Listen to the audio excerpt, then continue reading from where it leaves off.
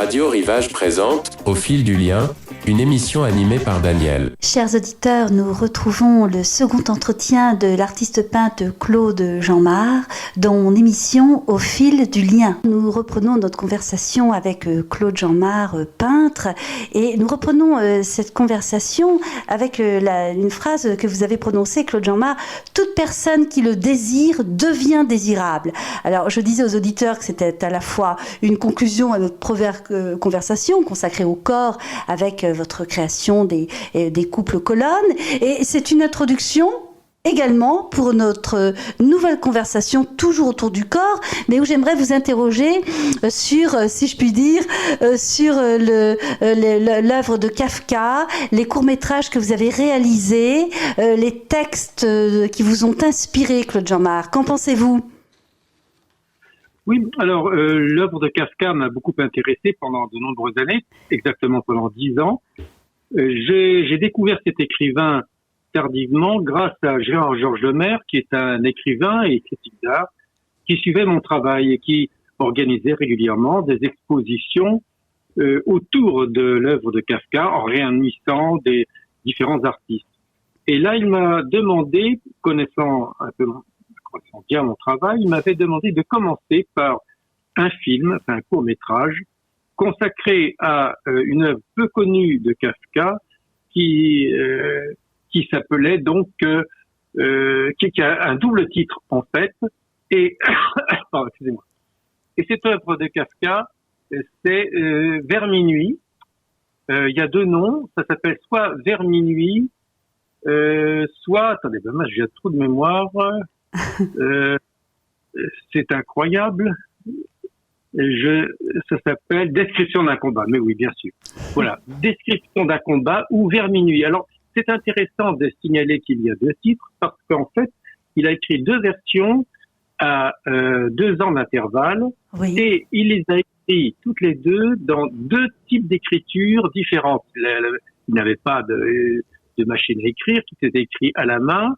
Et il a écrit le premier texte dans le caractère ancien, qui était à l'époque utilisé dans les écoles, que tout le monde utilisait. Et puis ensuite, il a écrit une cursive beaucoup plus rapide, beaucoup plus récente, dans la deuxième version. Donc là, il y a quelque chose déjà d'assez intéressant, sachant que Kafka, qui était donc tchèque, était un écrivain de langue allemande. Il a toujours écrit en allemand. Dans sa famille d'ailleurs, on parlait essentiellement l'allemand, désir d'intégration.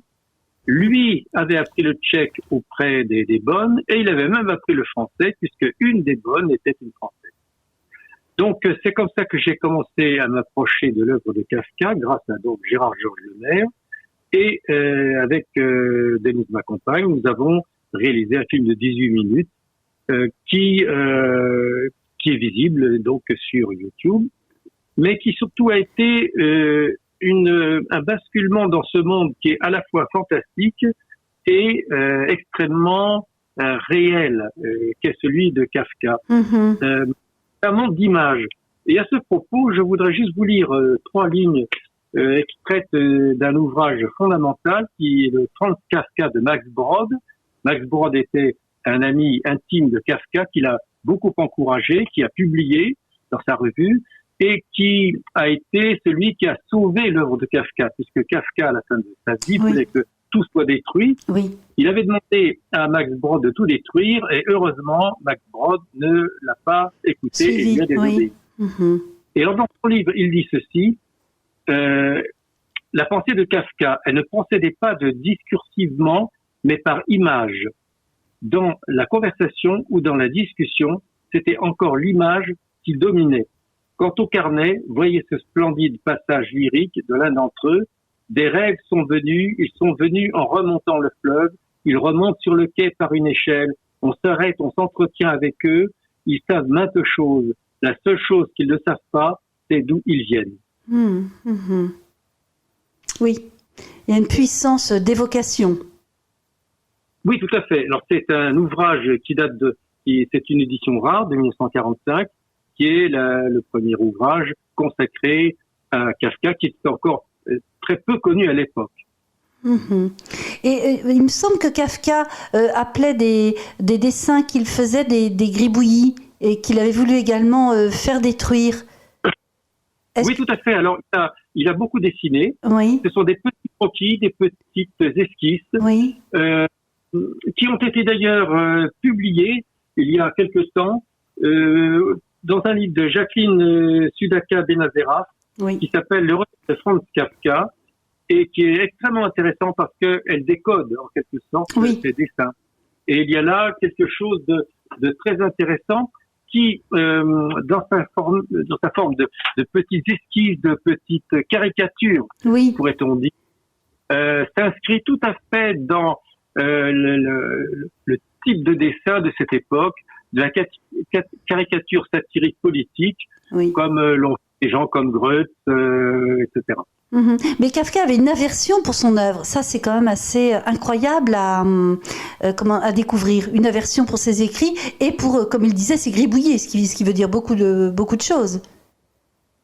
Alors, à la fois, effectivement, il souhaitait que tout soit détruit, mais c'était en quelque sorte pour ne pas laisser de traces qui seraient à certains moments imparfaites, d'une part, Oui, mais d'autre part, il tenait beaucoup à ses écrits puisque il ne voulait pas que ce soit des comédiens qui les lisent quand il les lisait en public, oui. il tenait à lui-même. D'accord. Donc, il avait peur d'être trahi d'une certaine manière. Tout à fait, tout à fait. D'accord. Donc vous, Claude Jean-Marc, vous êtes intéressé donc à l'œuvre de Kafka. Et si on revient à notre thématique un instant du corps, qu'est-ce qui vous a inspiré sur cette thématique chez Kafka? Alors, c'est d'abord un premier texte, alors en dehors du texte qui m'a servi pour réaliser le film dont nous venons de parler. Oui. Le second texte qui a été en quelque sorte fondateur de mon travail s'appelle Devant la loi. Devant la loi. Alors Devant la loi, c'est un texte extrêmement court, très connu, puisqu'il l'a même réintroduit dans le procès. Je vous laisse voir parce qu'elle est assez étonnante. Un paysan décide d'aller à la ville pour consulter la loi, pour connaître ses droits. Prudent, ne sachant pas combien de temps prendra cette consultation, il emporte des provisions. Arrivé sur place, il se trouve devant une porte immense dont un gardien interdit l'accès. Il tente d'entrer en vain. Il demande quand cela lui sera possible. Le garde lui dit que ce n'est pas le moment. Les jours, les mois passent. Le garde finit par lui tendre un siège. Il cherche encore à pénétrer. Il va même jusqu'à soudoyer le gardien en lui offrant ses dernières provisions. Celui-ci accepte uniquement pour ne pas le décourager. Quand à bout de force, le paysan appelle une dernière fois le gardien et lui demande comment se fait-il que depuis tant d'années, personne n'ait demandé à passer par cette porte. Le gardien lui répond que cette porte lui était réservée à lui seul et que maintenant, il va la refermer et s'en aller. Alors, cette histoire peut paraître terrifiante, mais on peut y voir aussi un encouragement à chercher une autre voie quand celle que nous voulons absolument emprunter est infranchissable. Alors, on a appelé ça la parabole, et c'est un texte qui est extrêmement important dans l'œuvre de Kafka, mais aussi pour pas mal d'artistes qui ont réfléchi et ont dessiné autour de cette problématique. Moi, j'en ai fait une série de 13 images, photographie numérique, photomontage numérique, et que j'ai donc rassemblé dans une série que j'appelle Devant la loi. D'accord.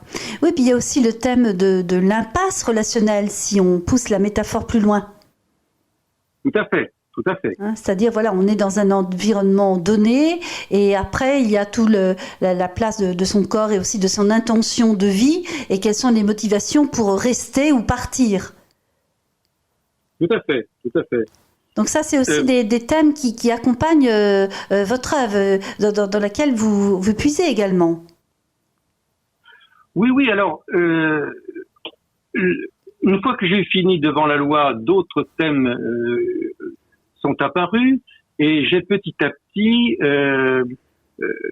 enrichi ce travail en découvrant d'autres textes et chaque découverte de texte a engendré une série soit de peinture, puisqu'il y en a eu une série en particulier Devant la lettre au père. Il y a des montages dans des boîtes comme des dioramas avec le médecin de campagne. Il y a des images, des peintures de très grande dimension, pour reprendre quelques passages du premier texte Vers minuit, des toiles de 3 mètres de haut. Et puis, il y a alors toute une série d'images numériques sous différents formats, différents types d'assemblages, et en particulier de nombreuses séries autour des récits inachevés. Ces petits récits très courts que Kafka écrivait souvent la nuit dans des cahiers. Il y avait le cahier vert, le cahier marron, etc. Et ces tout petits bouts d'histoire, souvent inachevés, volontairement, m'ont beaucoup intéressé, et c'est là-dessus que j'ai travaillé énormément, sur ces récits inachevés. Alors, des récits volontairement inachevés, dites-vous, parce que peut-être pour Kafka, c'était difficile de mettre le mot fin à une histoire? Oui, alors, je vous lis un texte qui est très court. Vous allez voir que c'est un récit qui est très porteur d'images. Ça s'appelle Le col. Dans la forêt sombre, dans le sol détrempé, je ne retrouvais mon chemin que grâce au blanc de son faux col. Là, c'est très évocateur. Oui, il marche dans la nuit, oui. Il y a quelqu'un devant lui, il ne se repère qu'au blanc du faux col, de celui qui marche devant lui. Et le texte est terminé. C'est là que tout commence. Oui, exactement. Alors pour Kafka, peut-être y avait-il chez lui une volonté de peut-être d'ouvrir l'imagination de ses lecteurs, et peut-être aussi de faire partager peut-être ses créations, peut-être une sorte d'envie de participer à une co-création peut-être. Oui, difficile. Alors moi je ne suis pas un spécialiste de Kafka, je précise tout de suite. J'ai lu tout Kafka, du moins tout ce qui est connu à ce jour, puisqu'on sait que Deux Mâles contiennent encore des textes retenus par etc., etc. Bon, c'est une grosse affaire avec toute une série de rebondissements juridiques. Certainement. Donc une partie de l'œuvre de Kafka pour l'instant reste inconnue. Mais pour l'essentiel, et je pense qu'il n'y aura pas de surprise au-delà de ça, pour l'essentiel, ce sont soit les grands récits, soit quelques extraits du journal, soit ces courts textes, ces courts récits inachevés qui m'ont intéressé. Et puis, petit à petit, dans les films, au travers des films et au travers d'ailleurs des autres récits, un thème est apparu qui ne pouvait pas ne pas apparaître, c'est celui du rapport entre Kafka et les femmes. Oui. Alors, donc, est-ce que vous pouvez nous en parler, Claude Jean-Marc, le rapport de Kafka et les femmes? Alors, c'est un rapport qui est extrêmement complexe, puisque, comme le dit Gérard-Georges Lemaire, il a souhaité échapper à sa famille en cherchant à se marier. Il a eu une fiancée, ça a duré des années, ça n'a jamais marché, ils se sont séparés.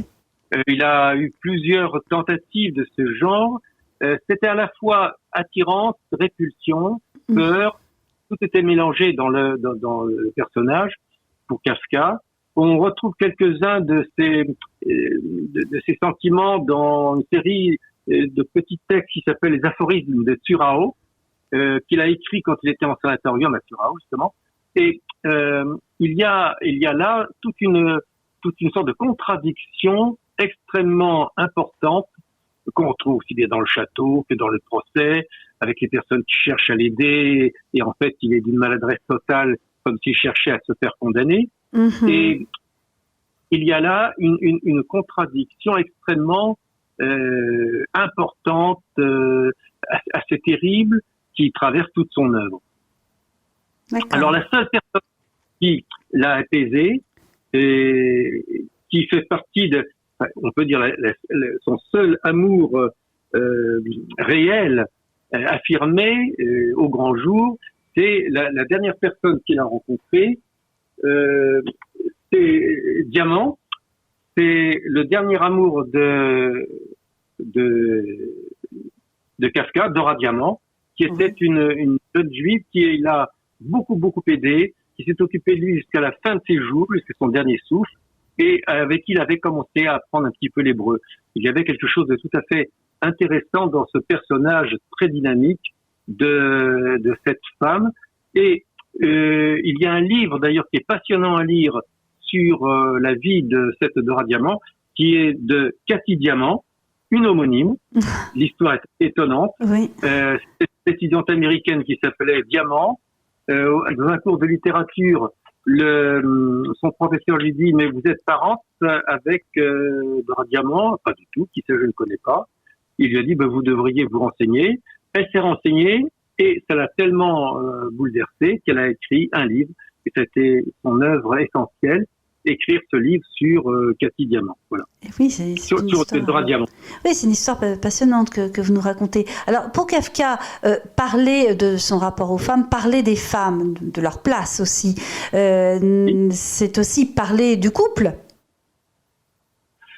Oui, alors on a de nombreux couples plus ou moins, on va dire plus ou moins chaotiques dans l'œuvre de Kafka, que ce soit dans le procès ou que ce soit même dans America, c'est très difficile.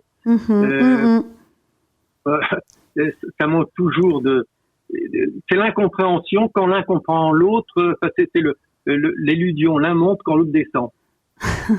Oui, alors on a l'impression aussi oui, tout à fait. Kafka aussi qui se méfie de la femme. Ah oui, tout à fait. Oui. Il s'en méfie, il l'admire, il la désire, il la repousse. Oui, mais est-ce que ça ne pose pas aussi la question que vous posez aussi à travers vos couples colonnes, si je fais quelques allées et venues entre différentes œuvres et aussi vos inspirations, c'est que répulsion, attirance, et puis aussi cette question qui se pose aussi finalement filigrane, comment aime-t-on avec son corps? Oui, bien sûr. Et c'est là où je reviens sur la première phrase que vous citiez tout à l'heure, sur le fait que pour ce travail avec les couples colonnes, comme avec d'ailleurs les autres séries, que ce soit les Apsara, que ce soit il y a là un travail sur la confiance, sur le partage et sur le fait qu'on est totalement à l'opposé des critères de beauté habituels, c'est-à-dire soit de séduction, soit de prétendue perfection, qui est souvent une série d'artifices. Mais dans votre œuvre, dans vos réalisations, la séduction, finalement, l'attirance n'est pas, c'est très clair, n'est pas liée à l'apparence physique. Sinon, vous voilà, vous le montrez très clairement. Et en montrant le corps de cette manière brute, c'est aussi beaucoup de perspectives de se rapprocher de l'autre et de connaissance. Ah ce n'est que ça. C'est qui est l'autre. Voilà, qui est l'autre, oui. Pour Kafka, qui est l'autre et surtout également où va-t-il, dans quelle prison encore va-t-il se jeter, finalement des fois les bras ouverts, et c'est tout l'enjeu souvent pour ces personnages de retrouver un ordre, un sens en tout cas à l'ordre établi qui est imposé. Est-ce que vous vous retrouvez dans ces différentes couloirs de réflexion, l'enfermement? Oui, simplement, mon travail est infiniment moins, je dirais, dramatique que l'œuvre de Kafka. Alors, je vous l'accorde, il est moins dramatique, sans doute parce que vous utilisez aussi beaucoup de couleurs, que effectivement il semble plus attractif, mais néanmoins votre travail aussi provoque ces questionnements et les personnages que vous peignez, que vous réalisez, que ce soit les sculptures ou vos peintures, sont malgré tout avec, si vous voulez, une face torturée. Alors, je ne sais pas si c'est torturé.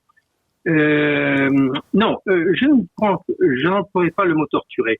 Pour un texte de Kafka, comme dans une colonie pénitentiaire, là oui, bien sûr. Non, c'est le fait que le dessin, c'est ce que je sens et non pas ce que je sais. Et ça, c'est la différence fondamentale, c'est-à-dire que tout ce travail par le toucher et l'acceptation des nouveautés formelles qui apparaissent et Oui. qui sont souvent éloignées, voire en contradiction, en opposition avec tout ce qui va être savoir-faire, comment dirais-je, esthétique classique, Oui. connu, reconnu. Donc il y a là le désir de sortir d'un art codifié, Oui. connu, pour arriver à une connaissance de l'autre au travers du toucher, au travers de son corps, une connaissance qui soit fondée sur la confiance et en même temps sur l'acceptation de tout ce qui va se produire comme hasard. Enfin, hasard n'est pas le mot exact. Ce serait le hasard si, par exemple, je jouais au dé la longueur d'un trait ou que sais-je. Bon, ça a été fait, c'était pas du tout mon propos. Non, c'est la réalité du toucher, Oui. telle que la main se perçoit et telle que le cerveau tente de le restituer, qui est l'essentiel. D'accord. Donc oui, une approche aussi, bien sûr, tactile, hein, c'est-à-dire ressentir, toucher pour pouvoir finalement peut-être retranscrire, en tout cas reproposer au regard des uns et des autres. Oui, alors c'est quand même l'importance du charnel, bien sûr, et l'importance du sensuel, qui ne veut pas dire du sexuel, Oui. et quelque chose qui soit de l'ordre de la vérité. Et ça, c'est sûr que quand j'approche un corps, que je touche et que je me pose des questions sur le chaud, sur le souple, sur le dur, etc., là vraiment, je suis très exactement en train de réfléchir sur la réalité corporelle de la personne avec laquelle je travaille. D'accord. Alors, pour revenir à l'œuvre de Kafka et toutes ces sources d'inspiration, notamment au niveau des thèmes, vous avez réalisé des courts-métrages, Claude. Est-ce que vous pourriez, pour nos auditeurs, décrire un de vos courts-métrages concernant un roman de Kafka? Moi, je les ai regardés, je dirais, gourmandise sur YouTube. Je les ai trouvés à la fois voilà, très prégnants et des vidéos qu'on n'oublie pas. Pourriez-vous en choisir une et puis la décrire à nos auditeurs, qui pourront ensuite la voir sur YouTube? Oui, écoutez, j'en ai un, le château, par exemple, oui. Quelques extraits du château. Alors, les 3 films que nous avons réalisés sur le château, sur le procès et sur America, Denise a trouvé un titre qui me semble juste, qui s'appelle L'appel des sirènes. L'appel des sirènes, oui. C'est la façon dont Kafka va décrire la façon dont il approche les femmes, dont il vit avec elles ou autour. Et voilà, c'est ça qui nous a beaucoup intéressés. Alors, il y a toute une série de phrases que l'on a retenues dans ce texte et de scènes que l'on a mis en œuvre. Par exemple, le personnage de Olga, qui est saisie par les paysans, qui la lâche pas et qui en quelque sorte danse avec elle et invente une danse dont elle était le centre. Il y a alors ces phrases que l'on a extraites et ensuite, comme on l'a remarqué, si on respecte scrupuleusement les descriptions que fait Kafka, à ce moment-là, le jeu des acteurs, des comédiens, devient assez évident, assez simple. Il va décrire, par exemple, la façon dont il était assis sur un fauteuil, avec la position du coude, la main relâchée, la tête tournée. Il décrit ça avec une très grande précision, et ça revient sur le texte donc de Max Brod, c'est-à-dire qu'il y avait chez Kafka une extrême lucidité, une extrême précision dans ce qu'il décrit. Alors il faut rappeler quand même que Kafka travaillait, il écrivait en dehors de son travail. Et il avait un travail très particulier, il travaillait aux assurances généralistes, et là, il était chargé des accidents du travail. Et c'est lui qui a le premier proposé des gants que les ouvriers portent des gants pour ne pas se blesser les mains. Le port du casque, c'est lui qui l'a envisagé. Des systèmes de compensation, tout un vrai travail précis, méticuleux qu'a fait Kafka au travers de son travail. Oui, il était très minutieux. Et puis, il faut pas oublier que c'était quelqu'un qui aimait le sport. Hein, il faisait du canotage, il jouait au tennis, et il faisait beaucoup de marches, comme beaucoup de gens à l'époque. Donc, il marchait énormément dans la campagne avec ses amis. Donc, c'est pas du tout un personnage recroquevillé sur lui-même, ténébreux. C'était quelqu'un de contraire très vivant. Simplement, rattrapé par cette terrible maladie pour l'époque, qui était la tuberculose, dont il mourra bien sûr. D'accord. Donc, en fait, oui, il a raison. Parlez-nous aussi de la musique. Alors, les musiques, ça, on y tient beaucoup. Ce ne sont jamais des musiques préalablement enregistrées. Ce sont toujours des musiques qui sont créées pour ces différents films. Je dois avoir 70 films actuellement réalisés. Tous, absolument tous, ont une musique spécifique. Alors, la plupart du temps, ce sont des amis musiciens qui les créent. J'en ai créé quelques-unes. Ah oui, oui. Pour le premier film de Kafka, c'est-à-dire pour celui dont on a parlé tout à l'heure, la description d'un combat. Pour description d'un combat, c'est Pierre Jodlowski qui a réalisé la musique. Pierre Jodlowski est devenu depuis un musicien mondialement connu, musique contemporaine. Et puis, il y en a d'autres qui ont suivi de ces musiciens. L'une d'entre elles, Hélène Sage, une musicienne toulousaine, m'a beaucoup aidé. On a fait ensemble de très nombreux films. Et cette musique, elle se fait de la façon suivante. De même que pour les films, les courts-métrages, pas pour Kafka. Pour Kafka, il y a eu des esquisses. Mais pour les autres films, il n'y a pas d'esquisses. Je travaille directement et les idées s'enchaînent au fur et à mesure. Et j'envoie des morceaux d'images, des morceaux, des séquences, donc à la musicienne. On parle beaucoup, je lui décris.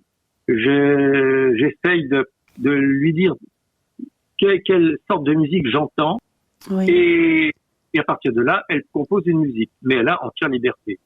Elle m'envoie ensuite par mail, je reçois la musique, je la monte avec l'image, et puis il y a toujours quelques petits ajustements. On en rediscute, on en reparle. Elle reprend quelques parties, et le travail avance comme ça.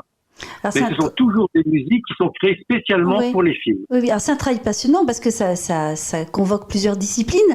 Claude Jean-Marc, comment avez-vous appris parce que réaliser un court-métrage, écrire une musique, mettre en scène, comment avez-vous appris à faire ces différentes réalisations?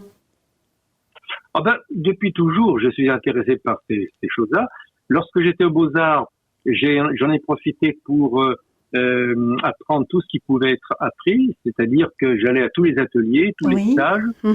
D'une part, tout de suite, très jeune, j'avais 16-17 ans, je me suis retrouvé instructeur au centre d'entraînement aux méthodes d'éducation active, ce qui m'a fait fréquenter alors bien sûr le théâtre, la musique, la photographie. Et puis, très vite, je me suis intéressé à la vidéo. J'ai été dans les tout premiers à pouvoir utiliser certains types de matériel vidéo. Et donc, petit à petit, j'ai appris toutes ces choses-là, d'autant plus que dans mon activité d'enseignant, j'ai eu d'une part à le pratiquer et d'autre part à l'enseigner. Si bien que lorsque je me suis retrouvé à la retraite, j'avais en main tous les éléments pour être totalement autonome, aussi bien dans les domaines de l'infographie que de la vidéo, que du son, etc., etc. Mais vous aviez toutes les compétences qui étaient nécessaires pour aller au bout de votre idée créative et de la réaliser. Alors, ça doit être une très grande satisfaction pour un artiste. Oui, surtout quand on n'a pas un compte en banque qui permet de s'en passer. Voilà, mais c'est vrai qu'en dehors de ça, ça permet d'avoir quand même une très un contrôle total sur la production de l'œuvre. Alors, il y a une autonomie et puis surtout, vous n'avez pas de limite à ce que vous voulez réaliser. Oui, alors les limites, elles existent dans la mesure où, par exemple, je travaille en monobande, c'est-à-dire sur un seul écran. Si j'avais plus de moyens, mais là, il faudrait vraiment déjà des moyens importants, j'aurais réalisé ce à quoi j'ai songé déjà depuis pas mal de temps, c'est-à-dire un système sur plusieurs vidéos tournant en même temps et de façon à immerger le spectateur dans l'image, ou bien en mobile. Voilà, alors j'ai travaillé un petit peu ces choses-là dans le cadre d'un atelier qu'on avait institué à Cologne pour l'École supérieure des arts et médias, avec Jean-Marc Matos, le chorégraphe avec lequel j'ai travaillé pendant très longtemps. Et là, j'avais imaginé que les vidéos spécifiques que j'avais réalisées, justement encore avec Denise, ces vidéos, c'était des projections de peintures rupestres, en particulier de la grotte de Niaux, de Font de Gaume, etc., projetées sur des corps en mouvement, dans la pénombre. Et donc, les corps étaient grands, mais les corps bougeaient. Et donc, on pouvait voir les bisons courir, s'agiter. Et c'est ce travail-là qu'on a utilisé pour ce stage en Allemagne. Et la projection que j'ai faite, elle se faisait avec un miroir que j'avais articulé, si bien que l'image passait du plafond vers le pont, puis vers le sol. Et les danseurs, lorsqu'ils dansaient, soit ils regardaient le plafond et bougeaient en fonction de l'image qu'il y avait au plafond, soit vers le sol, soit vers le mur, etc. Alors, il y a un goût très prononcé chez vous pour le spectaculaire, le grand format. Oui, tout à fait, tout à fait. C'est aussi, peut-être aussi en termes de métaphore, c'est très intéressant parce que, voilà, l'artiste, souvent, on l'imagine, vous voyez, dans son petit atelier, à l'abri des regards, faisant des sculptures. Bon, elles peuvent être aussi imposantes, mais vous, Claude Jeanmar, vous voulez, comme si vous vouliez repousser certaines limites, toujours plus loin pour montrer ce qu'il y a de plus vivant, de plus vital et de plus explosif dans le corps. Oui, je pense que c'est pas faux, comme dit ma voisine à l'instant. Vous voyez, dans sa représentation, comme si à chaque fois que Jean-Marc, vous vouliez sortir du cadre. Ah oui, tout à fait. Mais ça, justement, alors sortir du cadre, ça a été une expression que j'ai beaucoup utilisée à un moment donné. J'avais fait une exposition à Toulouse, dans une galerie, et j'avais eu l'idée de fabriquer une sorte d'image que j'avais appelée outil archaïque primitif, oui, et que j'avais imprimé en sérigraphie sur de très très longs rubans de papier. Et j'avais installé cette galerie, mais l'énorme ruban de papier allait sur le trottoir, traversait la rue, traversait l'autre trottoir et rentrait dans la maison qui était en face. Oui, cette peut-être quête absolue de vouloir occuper l'espace. Voilà, alors c'est un des petits récits que je peux vous faire. Il y en a d'autres. J'ai eu pas mal d'occasions de travailler sur de très grands formats ou dans des lieux, en particulier avec l'équipe de Metabody à Toulouse. Oui. Encore une fois, où là j'ai pu déployer quand même des activités sur de très grands espaces. Vous le trouverez dans Metabody, dans les vidéos qui se trouvent sur YouTube. Oui, nous allons regarder pour les auditeurs. Oui. Voilà, qui évolue au milieu des Atlantes et des Géants. Donc voilà, oui, quelque chose de très grandiose, et en même temps, plus c'est grandiose, j'ai envie de dire, et plus vous cachez une sorte de secret d'une œuvre, finalement, parmi toutes ces grandes œuvres. C'est comme si, en fait, il y avait un cœur secret, si vous voulez, dans toutes vos œuvres, mais que vous gardez pour vous. C'est-à-dire que vous montrez du gigantesque, du spectaculaire, encore une fois, et en même temps, quand on regarde notamment les couples colonnes qui sont saisissantes en termes d'impact émotionnel, émotionnel et impact aussi tout court, comme si finalement vous nous montrez ce que vous voulez bien sûr nous montrer, comme beaucoup d'artistes, et que vous cachez au fond un peu comme si vous vouliez mettre dans une boîte à bijoux, un bijou auquel vous tenez particulièrement, mais que vous ne montrez pas, que vous montrez seulement l'écrin, ou alors un collier avec un gros pendentif, mais qu'il faut chercher encore, parce que le bijou le plus précieux est tout petit et qu'il faut beaucoup de patience pour le trouver. Est-ce que cette réflexion vous plaît déjà? C'est-à-dire que je suis en train de le chercher, ce bijou. Et oui, peut-être que ce que vous dites correspond à une réalité qui m'échappe en partie. Oui. C'est-à-dire que je ne veux pas que l'œuvre soit didactique, qu'elle raconte tout. Très certainement, oui. Il y a ce que je donne à voir. Voilà. Il y a ce qui peut très bien être enfoui, y compris à mon insu, comme on dit à l'habitude de montrer, mais qui est présent dans beaucoup d'œuvres. Je crois que je suis pas le seul à avoir cette attitude. Je dirais que beaucoup d'artistes que je connais ont une démarche dans laquelle effectivement il y a un centre, un noyau qui n'est pas forcément visible et apparent au premier coup d'œil. D'accord. Et c'est vrai que le thème du corps permet également cette démarche artistique et ces réalisations les plus multiples. Ah oui, bien sûr. Surtout en abordant le corps comme je l'ai fait. Comme vous l'avez fait, oui, effectivement. Voilà, nous terminons notre seconde conversation passionnante avec Claude Jeanmar. Nous allons la poursuivre dans quelques instants. Merci Claude Jeanmar. À tout de suite, chers auditeurs.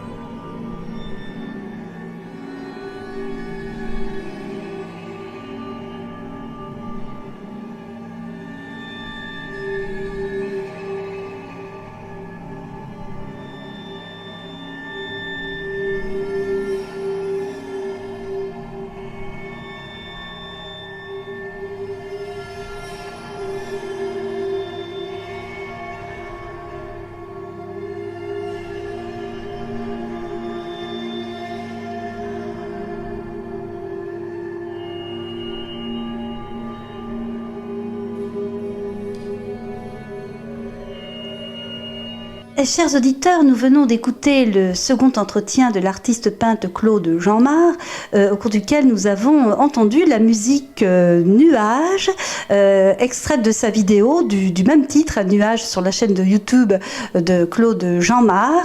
Il s'agit d'une musique écrite par Hélène Sage, Dominique Reguel, Raphaël Sibertin Blanc. Vous pourrez retrouver le troisième entretien et dernier de cette passionnante conversation à partir de midi. C'était Au fil du lien, une émission animée par Daniel sur Radio Rivage.